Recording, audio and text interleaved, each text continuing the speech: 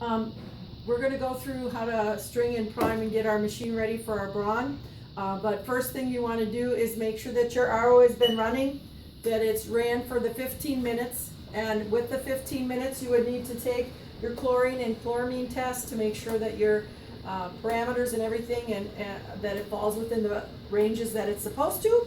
And then you would power up your Braun machine and come on over here. So whoops, I did gotta turn that on again. So when you turn the machine on, the first thing that you want to start to look at is it's going to power up and get to your disinfection screen.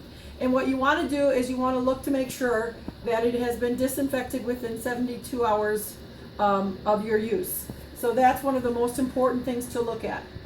So it will also ask you if your chemical level is in an acceptable level, and generally as long as you see it down towards the end of it, we're gonna, when it comes up, we'll show it to you, then it would be considered all right. So we're still waiting for it to power up at this point. What I'm gonna do right now is just get my saline ready, as long as I'm waiting. Again, it's 0.9 sodium chloride that you would be using. And I'm gonna get my dialyzer ready. There we are. So when you get this, you need to open it up and make sure that you put the caps on the ports.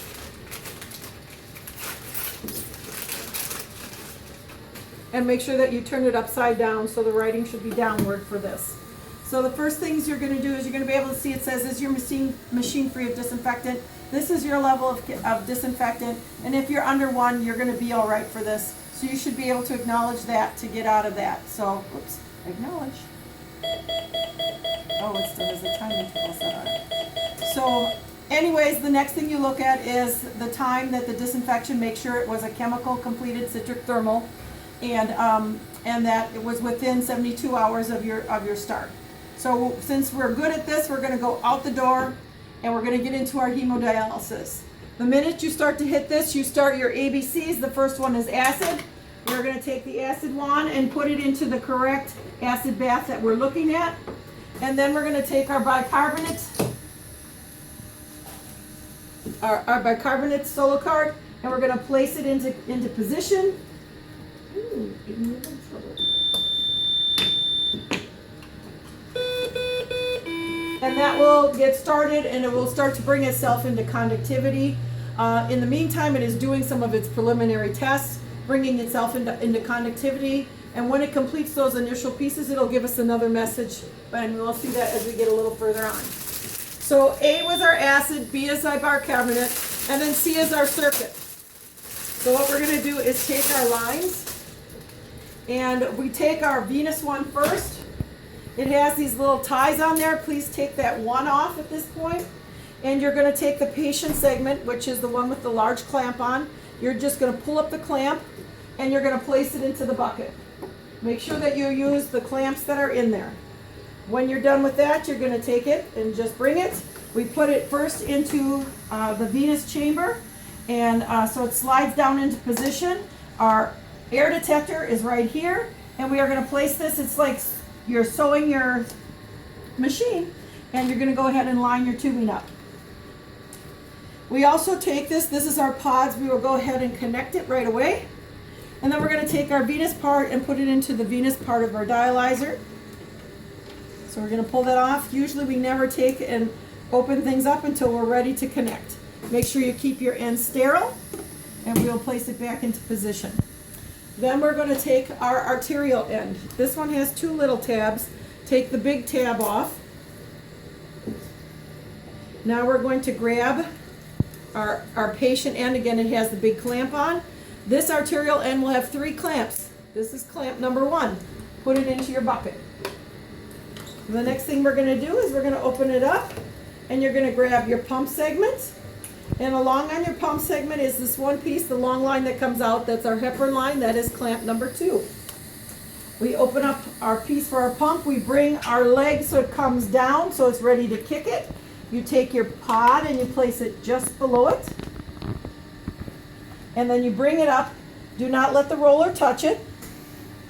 And we're going to be ready to be able to prime this in just a second. First, now we're going to take off our line The reason why I left it on before is to make sure that my line didn't fall and touch the ground at any point. Anything that touches the ground is considered contaminated and no longer usable.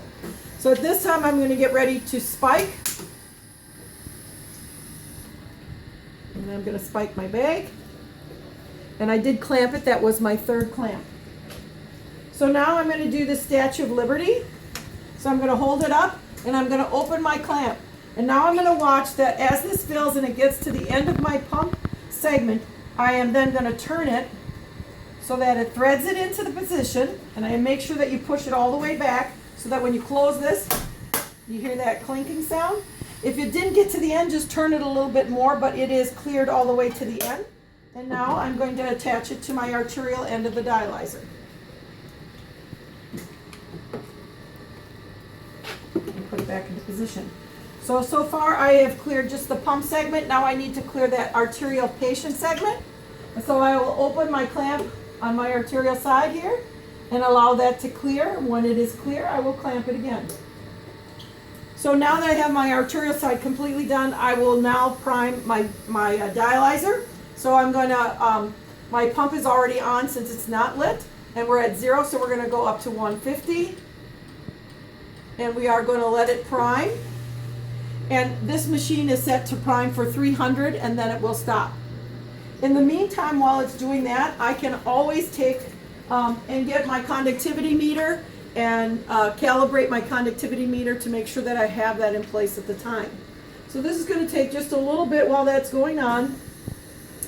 And let me see, let me get that meter. Let me just stay there, I'll be right there. I forgot about my meter. For calibration of your meter, so we use the Myronell meter for our checking our conductivity as an independent meter, and we have our calibration solutions to the 14. So while that pump is running and doing its thing, I am going to go ahead and get this prepared. So for this, we take it and we're going to rinse this out 3 times going over the cell. So we're going to pour it over it. 1, 2, 3. And on the 4th one, that is the one that we'll keep. And you're going to take your little pipette thing and go up and down. And we're going to press and hold it, and it needs to read exactly 14. If it does not, what you would need to do is take off the bottom of this, and there's a little piece underneath there. I will show it to you. And you will use that as your means of being able to calibrate your piece of equipment. So sometimes, usually a pen is one of the better things. There is this little wheel that's underneath here, and we can move that and slide it. So usually what you would do is you'd put your solution back in. Put in your pipe, and you're going to hit and hold it.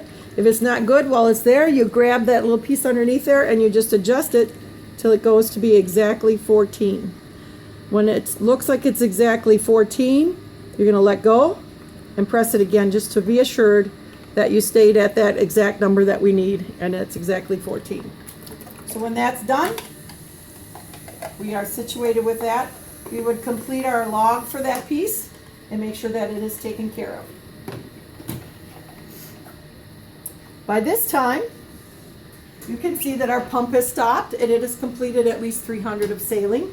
So now we're going to take our lines, clamp them, and bring them together. So the first thing we're going to do is what they call marrying the lines. So with that, I am going to get rid of this piece on here. This is the recirculator for on the blue side, or the venous side. And we're going to get rid of that. And we're going to open up our arterial one and connect the two together. The reason why we get rid of the blue one is because the particulate matter and things from the processing of the dialyzer are there, so we don't want to get rid of that. So we marry our lines. Then we're going to open our clamps. I call this having an open relationship. You can take it, make sure that it doesn't drag on the floor, and attach it just to the side of the machine. If you like to hang it off of the IV pole, that's fine yet too. So marry your lines, open relationship, start the juices flowing. So now I started my pump to get things moving. Okay? At this point, I'm not ready. I don't have my message yet, so that I can continue on with the process. So we'll need to hang on for a minute until it comes. So hopefully our conductivity, and there it is. So when it says here to connect your dialyzer, your couplings to the dialyzer, that's these pieces over here, and that's what they call them on this machine. So I'm going to attach my red to red and blue to blue, making sure that I have my lines not twisted on the side, and just attach my little caps there. So I've now coupled my dialyzer, so they are now a couple, and I'm going to burp the baby. So with that, once you have it, you're going to connect red to red, blue to blue like it says, and then we're going to accept it. And with that, now it's going to prime the air out of the dialysate side of the dialyzer. So we're just waiting and watching it fill. You need to have it up so that this is at the high point so that the air will all exit properly. Once that is coming through, we're just take it a little bit more, get the last of it through, and we are done with that aspect. At this point, I don't like my lines are a little twisted. At that point, I'm going to take and I am going to fill up my chamber. This is an airless system, so we need to make sure that there is no air at all in there. So make sure you get it so that fluid comes out. Once I have all this done, it would be time to take my syringe. We take a sample from the port over here. You clean it with alcohol, take a 30 cc syringe, pull out your sample that you need. When you're doing this, you just screw it in a little bit, and then it's more of a push in order to get the pull that you want to come out. With that, then you would do your conductivity and verify your conductivity. So if my meter read 14.0, I'm going to look over here, touch my finger, and in my wrench, I will see under the NLF, that is my current conductivity of my machine. So if I had 14 on my meter and 14 on my machine, we would now be reading, we would be within the 0.3 of acceptability, and we would be able to do it. I would also be drawing my pH from that, and that would be the other thing. So again, after I'm done with that, my next message is that to do the blood side filled, is your blood side filled with saline and rinsed, and are your levels all set correctly? And we are, so we would tell it and confirm it. And now it will go into the final test. This final test checks the pressurization of your system to make sure that everything is in place, to make sure, and we would probably fail because our arterial pod wasn't in line. So we're going to go ahead and make sure that that's in place. We do keep all of our pods in place for the completion of these tests. It won't take too long if your machine is going to pass. You'll probably be able to tell very quickly. The machine starts and stops at different points, and it is checking. Shortly, it'll start to show you the pressure, the venous pressure and the arterial pressure go up, because it's going to check that integrity, make sure there's no leaks within the system and no air within the system. So we are just about at that point. And there goes your venous pressure. There goes your arterial pressure. And I'm going to just touch this to get rid of those things so you can see it a little bit better.